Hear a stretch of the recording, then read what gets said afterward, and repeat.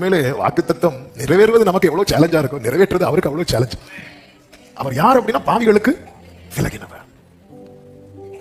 ஆனா அவர் நமக்கு யாராக இருக்கிறார் தெரியுமா? நமக்கு ஏற்றவராய். ஹல்லேலூயா. எவ்வளவு நல்ல தேவன். இந்த அன்பை வந்து நினைச்சா வேற எதுவுமே ஓடாது. அந்த இடத்துல ஸ்ட்ரக் ஆகி தான் நிற்போம்.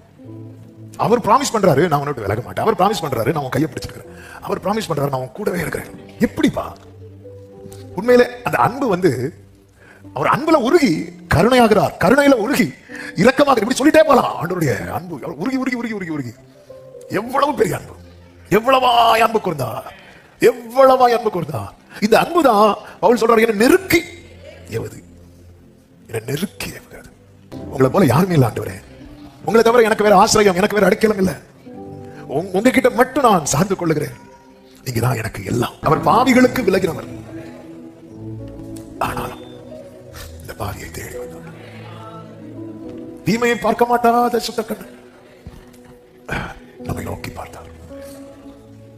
ஹல்லேலூயா. அவர் தொட்டார். மனுஷன் தொட தயங்கின போது ஏன்பா என்ன தொட்டார்? உறவுகள் தாக்குறதுக்காக பக்கத்துல வந்தாங்க, அவர் மட்டும்தான் நம்மளை தூக்குறதுக்காக